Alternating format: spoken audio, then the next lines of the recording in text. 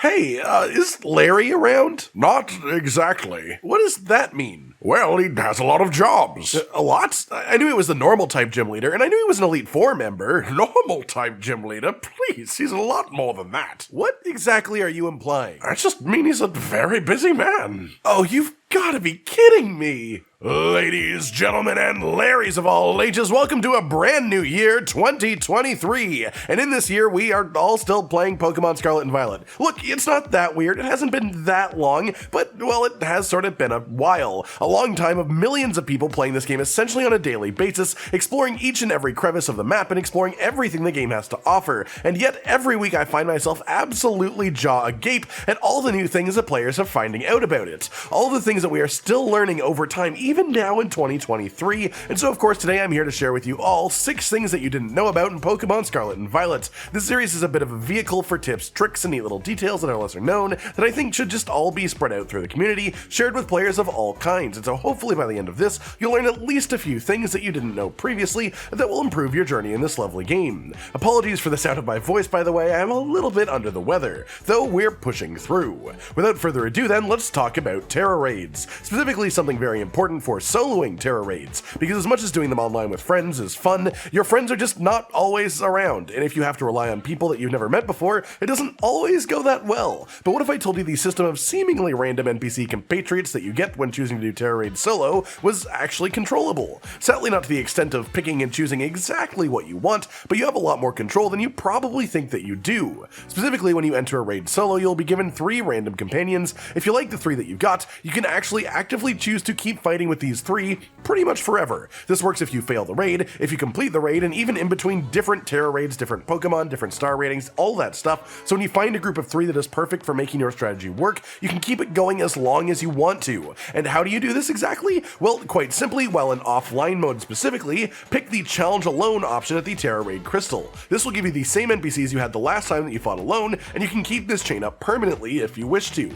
Alternatively, if you want to get rid of your co-conspirators, if you think that they are doing more harm than good, or maybe you just were doing specifically the 7-star Cinderace raid and just wishing you could find a teammate with Intimidate to buff up your one-hit strat and make it not likely to kill your Pokemon. All you have to do is select Challenge as a group and hit ready to go while still solo. This will refresh your 3 NPCs. To simplify, if you want new NPCs, challenge as a group but still go in solo. If you want to keep the same 3 that you already had before, just challenge alone. This keeps between different Tera Raids, between wins, losses, or even daily resets if you want to bring the same group to the same raid twice. On the same note of Tera Raids though, let's talk about the cheer system, which are quite a confusing concept overall, honestly. So within raids, rather than battling, you also have a sub-menu of cheers. You can use 3 of these total per player over the course of a raid, and they are divided into defense cheer, attack cheer, and heal cheer. At a glance, at surface level, these just seem like stat boosts like certain moves will give your Pokemon, and in essence, that is basically what they are, but they also work significantly differently. Most of the testing for this was done by a Twitter user by the name of Sabuna_Switch. What they found out was still somewhat inconclusive, but it definitely gives us a lot more useful information than we've had up until this point, and can help you with your Tera Raids that you do in the future. First up, attack and defense cheers. These both boost the physical and special version of their stat respectively, but they don't last forever, as most stat boosts will unless they get cleared. In fact, they last for a limited number of turns, but not a consistent number of turns, and they actually survive through the Pokemon clearing your stat buffs. They don't count as a stat buff to an individual Pokemon, and so they keep their effectiveness weirdly and actually quite healthfully. Attack cheer seems to last for about 4 turns if every Pokemon is attacking, but up to 15 turns if only one Pokemon is using offensive moves. This implies that there is actually a number of attacks across the whole group that get buffed, rather than being a set timer or a set number of turns for everyone. On top of this, the actual amount that it gets buffed is inconsistent. The vast majority of the time an attack cheer is used, it will buff your attack and special attack by 50%, but on rare occasion it will actually double it. Attack cheers don't stack with each other either, and so if one player has used one, don't bother using one for a few turns afterwards. Pretty much all of the same logic applies to defense cheers too. Majoritarily it will boost by 50%, but on occasion it will double. All of these ignore your normal stat boost caps as well, meaning if you use Belly Drum and go to max stage attack buff, then you use an attack cheer as well, it will still give you further bonus attack. Then of course we have the heal cheer, and well, honestly this one is still a bit of an enigma. Sometimes it gives a full heal to the entire team, and sometimes it heals everyone for about 60 health, accomplishing very little. Can't win them all, I suppose, even if you gotta catch them all. Moving on from that then, let's talk about a super interesting game mechanic that is undoubtedly a bug, but quite fun to mess around with while it's here, and this was found by Twitter user at YouDenino. video. Once translated, the instructions are actually quite simple to follow, and what this gives you is the ability to fly at the speed of a full-on jet plane while gliding around on your mount, and quite easily cross the vast majority of the map from one side to the other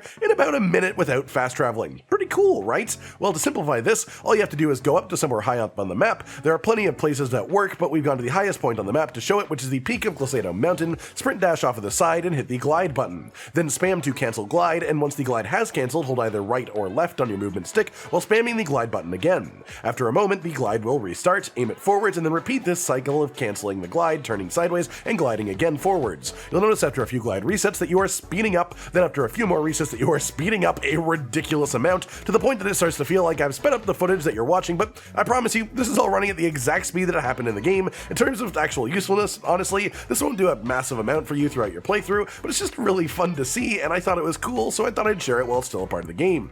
Then we have some tips for one of the most popular pastimes of Pokemon trainers, of course, shiny hunting. Of course, what would one of these episodes be without some ways, some tips on how to catch the Pokemon that you want in a varied color scheme, just to make them that little bit much cooler. And today we've got a spot that was revealed by Sukaru, a Japanese YouTuber, and in this spot, depending on the sandwich that you eat, you can generate an isolated encounter pack spawn for 5 different Pokemon, meaning you can give yourself a really good chance of finding the shiny version of multiple different Pokemon in this one specific location. The spot in question then is just to the west of the Fury Falls fast travel point in North Province Area 2. Follow the cliffside on your left from here until you reach this spot right against this rock. Stand right up with your player against the rock. You may think that you're on a slope because it looks like it's a slope, but the rock is actually the perfect spot to set up a picnic as it turns out. From here you choose your sandwich. So, which isolated encounters can you force here? With a normal shiny sandwich you can force Ursaring or Teddiursa. With a fire sandwich you can force Growlithe and Arcanine. With an electric sandwich you can force Luxray and Shinx. With a grass sandwich you can force Amoonguss and Fungus. And then finally with a steel sandwich you can force Bisharp and Ponyard. These will all spawn in packs, usually 3 in set locations, which makes it quite easy to scan if there are any shinies, so you simply reset by opening the picnic table and putting it away instantly.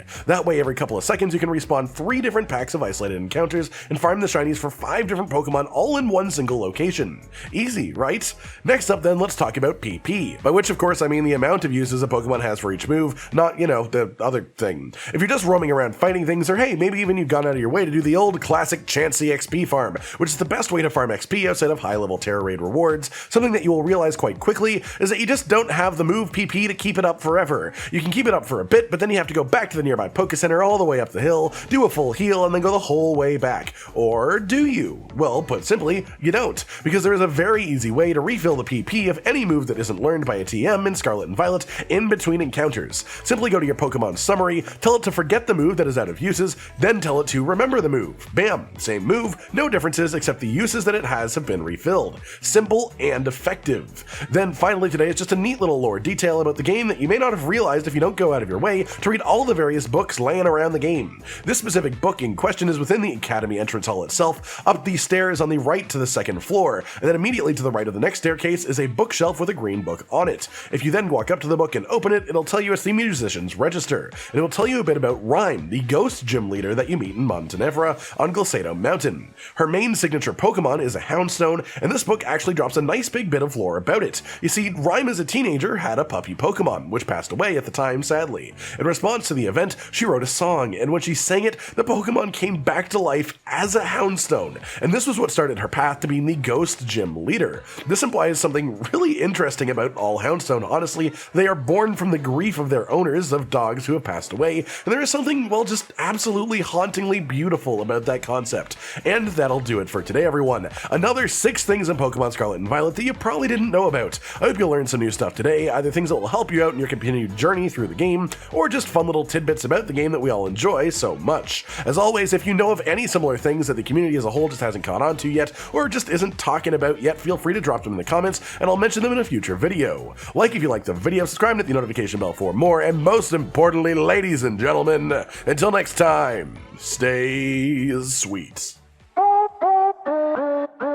Josh, Cotton, and Hollow with the videos, dropping the humor like a hammer on your tippy toes, bringing entertainment on a daily arrangement to take our insanity and turn it into entertainment. Yes, I said entertainment twice, to reiterate that it is nice to look into your faces on a mostly daily basis when you let us in your homes to make the whole world a stage. Goodbye.